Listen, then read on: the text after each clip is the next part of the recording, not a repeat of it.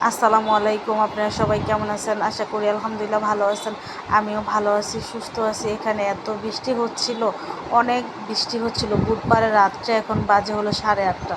1 ঘন্টা যাবত এত বৃষ্টি, অনেক বৃষ্টি হচ্ছিল। তারপরে সকালবেলা নিহারি রান্না করব বিকালে খাওয়ার জন্য। এখানে হলো পরিমাণ মতন আমি নিহারির আড্ডি সুন্দর করে ধুয়ে নিছি। ধুয়ে নিয়ে পেঁয়াজ কুচি দিয়ে দিলাম। পেঁয়াজ কুচি দেওয়ার পরে 2টা টমেটো কেটে দিছি। টমেটো কাটার পরে হলো আদা রসুন বাটা দিয়ে দিতেছিলাম।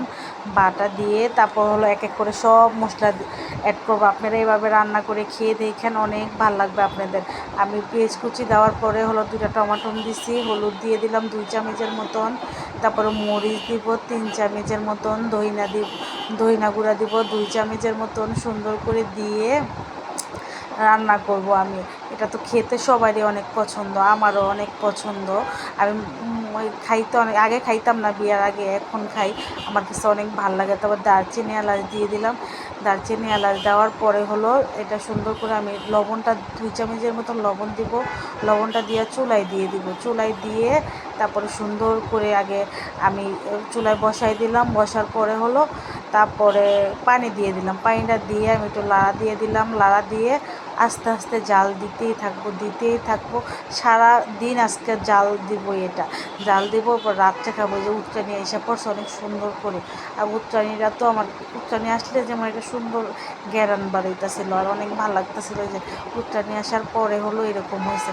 আরও পানি অনেক শুকায় যাবে, পরে কালকের ভিডিওতে দেখাইতে পারবো। আমি তো প্রতিদিনের ভিডিও প্রতিদিন দিই। এটা বসায় রাইখা আমার ছেলে পাগল হয়ে যাচ্ছে, আজকে মেলায় যাবে। তারপর আমার ছেলেকে নিয়ে একটু মেলায় আসলাম। মেলায় আমার ছেলে ক্যারাম বোর্ড কিনবে। 2 দিন আগের বৃহস্পতিবারও পাগল হয়ে গেছে, ক্যারাম বোর্ড কিনবে, বুঝায় রাখছি। এই বৃহস্পতিবারে ক্যারাম বোর্ড কিনবেই সে, ক্যারাম বোর্ড ছাড়া আসবোই না। তারপর হলো ছেলের জন্য ক্যারাম বোর্ড আনতে গেলাম। গিয়ে দেখি ভালো করে মেলা এখনও বসে নাই, অল্প অল্প মেলা বসছিল। তারপরে ওই যে এখানে সুন্দর করে আমি জুতারি সাজাচ্ছিল মেলাটা। তারপরে কি করব, বাচ্চা যত কান্নাকাটি করতেছে, না বসলেও তো যাওয়া লাগবে। এই জন্য আসছি ছেলেকে নিয়ে। মেয়ে স্কুলে, আজকে বৃহস্পতিবার না, আজকে মেয়ে স্কুলে প্যারেন্ট মিটিং আছে। আমি যাইতে পারবো না মনে হয়। আমার শরীরটাও বেশি একটা ভালো না। আজকে সারাদিন গেডিটা ব্যথা করতেছে আর মাথা ব্যথা করছে। প্রেশারের সমস্যা আছে, প্রেশারের। এইখানে হলো আমি সুন্দর করে জামা কাপড় দিয়ে বিক্রি করতেছিল, অনেক ভালো লাগতেছিল জামা কাপড়টি দেখতে।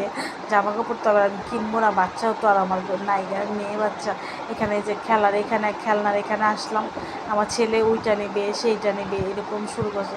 সব বাচ্চারা এরকম নাকি? আপনারা কমেন্টে বলবেন তো। ছেলে বাচ্চারা মনে হয় বেশি এরকম। আপনারা কমেন্টে বলবেন। যদি আমার ভিডিওটা ভালো লাগে লাইক কমেন্ট শেয়ার করে দিবেন আশা করি। এখানে হলো প্যান্ট বিক্রি করতেছিল, মেয়েদের প্যান্ট 350 টাকা করে যাচ্ছিলো। তারপরে হলো জামা ওড়না সহকারে 450 টাকা করে যাচ্ছে। আমি আবার মোলাইতেছিলাম, আমি তো কিনতে যাচ্ছিলাম। এখানে আবার ছোট ছোট কাপ পিরিচটি বিক্রি করতেছিল, সুন্দর লাগতেছিল। মেয়ের জন্য একটা প্যান্ট দেখলাম, মেয়ের লাগবে না, মেয়ের মাজাটা একটু চড়া, তো এখানে এটি কী বানায় বিক্রি করতেছিল আমি বুঝতে পারতেছিলাম না। এটা কি মমের মতন লাগতেছিল, আমি বুঝতেও পারতেছি না ভালো করে। তারপরে এখানে চুড়ি মুড়ি বিক্রি করতেছিল। তারপরে হলো গলার চেন বিক্রি করতেছে, এখানে ব্যাগ বিক্রি করতেছিল। আজকে মেলাটা একটু 11টা 12টার দিকে গেলে হলো ভালো হইতো, সব কিছু দেখতে পারতাম। এখন তো পর্যন্ত খুলেই নেই মেলা। এখানে শাড়ি বিক্রি করতেছিল, সব কিছু টুকটাক আছে এখানে। তারপর আমি আবার বার হয়ে চলে যাচ্ছিলাম, দিকে জুতা সাজাচ্ছি।